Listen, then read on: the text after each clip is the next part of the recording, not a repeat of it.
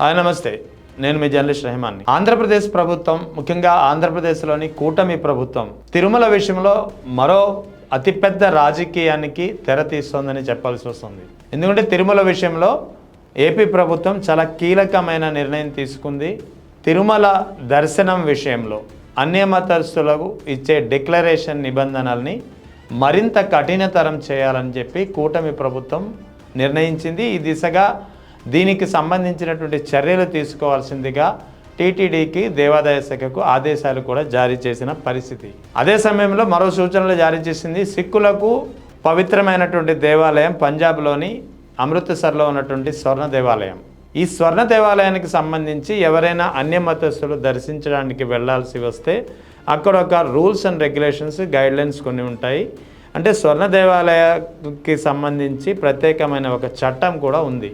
అంటే ఇక్కడ ముఖ్యమంత్రి చంద్రబాబు నాయుడు ఆదేశించింది కూడా స్వర్ణ దేవాలయ చట్టాన్ని అధ్యయనం చేయాలి.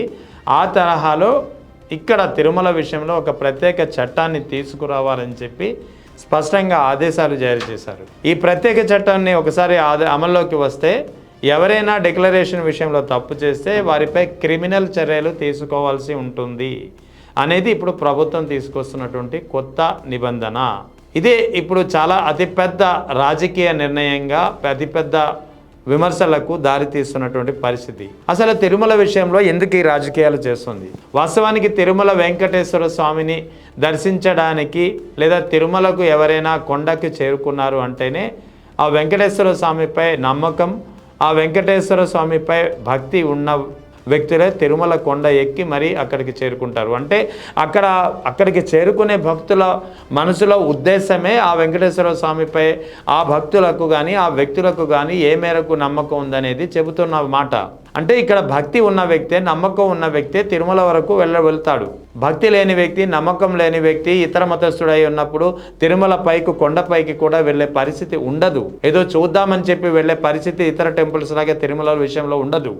కేవలం తిరుపతి వరకు వెళ్ళి కన్ఫైన్ అవుతాడు. కానీ ఒకవేళ అతను తిరుమల వెంకటేశ్వర స్వామిని దర్శించుకోవడానికే అన్యమతస్థుడు వెళ్తున్నాడంటే అక్కడ దీని అర్థం ఆ వ్యక్తికి లేదా ఆ మనిషికి వెంకటేశ్వర స్వామిపై ఉన్నటువంటి భక్తి, నమ్మకానికి అదొక నిదర్శనంగా భావించాల్సి ఉంటుంది. హైందవ మతంలో కూడా ఎక్కడ అన్యమతస్థులకు దేవాలయ ప్రవేశంలో ఎక్కడ నిషేధం అనేది ఇప్పటి వరకు లేదు.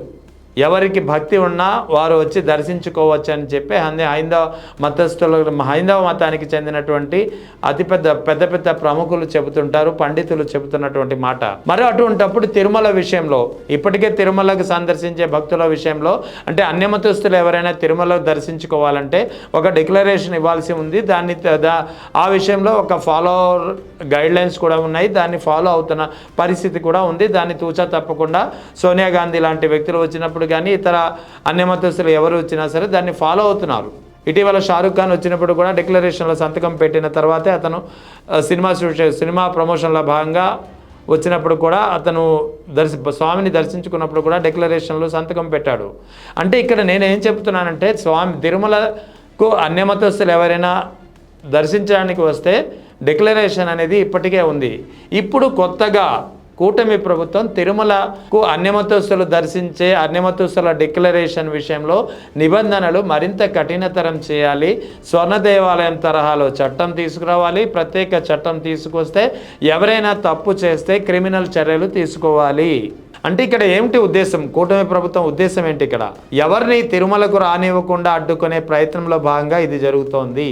తిరుమలకు ఇప్పటికే వైఎస్ జగన్ను హిందూ వ్యతిరేకగా, ఇతను క్రైస్తవుడనే ఒకే ఒక కారణంతో హిందూ వ్యతిరేకగా ఈ తిరుమల విషయంలోనే, తిరుమల లడ్డు విషయంలోనే ఎంతటి దుష్ప్రచారం చేయాలో అంతటి దుష్ప్రచారానికి తెరతీశారు. తీరా సిబిఎస్ఈ సిట్ ఛార్జ్షీట్ బయటికి రావడం, ఆ తర్వాత గతంలో వైఎస్ రాజశేఖర రెడ్డి ఇచ్చినటువంటి జీవోలు బయటికి రావడం, అదే జీవోలకు వ్యతిరేకంగా చంద్రబాబు నాయుడు ఏం మాట్లాడారో ఆ వీడియో బయటికి రావడం, ఇవన్నీ వన్ బై వన్ రావడంతో కూటమి ప్రభుత్వం ఇప్పుడు కొద్దిగా డిఫెన్స్లో పడిపోయింది. ఇప్పుడు అటువంటిది ఇప్పటికైనా పరిస్థితిలో మార్పు రాలేదు, వైఖరిలో మార్పు రాలేదు. తిరుమల విషయంలో అదే రాజకీయాన్ని నడపాలని చూస్తోంది. అందుకే ఇప్పుడు తిరుమలలో అన్యమతస్తులు ఇచ్చే డిక్లరేషన్ విషయంలో నిబంధనలు మరింత కఠినతరం చేయాలి, మరి ప్రత్యేక చట్టం తీసుకురావాలి, ఆ చట్టాన్ని ఉల్లంఘిస్తే క్రిమినల్ చర్యలు తీసుకోవాలి, స్వర్ణ దేవాలయం తరహాలో ఒక చట్టం తీసుకొచ్చే విధంగా అధ్యయనం చేయాలంటూ పెద్ద ఎత్తున సూచనలు జారీ చేస్తున్నారు ముఖ్యమంత్రి చంద్రబాబు నాయుడు. ఇదంతా దేనికి అంటే తిరుమలకు దర్శనానికి, తిరుమలకు వైఎస్ జగన్ను దూరం చేసేందుకే ఈ కుట్రంతా జరుగుతోందా అనే ఒక అనుమానం ఇప్పుడు అనే ఒక ప్రశ్న ప్రధానంగా వినిపిస్తోంది. తిరుమలకు అన్యమతస్థులు రానివ్వకుండా అడ్డుకుంటున్నారా? తిరుమలను భక్తులకు దూరం చేసే ప్రయత్నం జరుగుతోందా?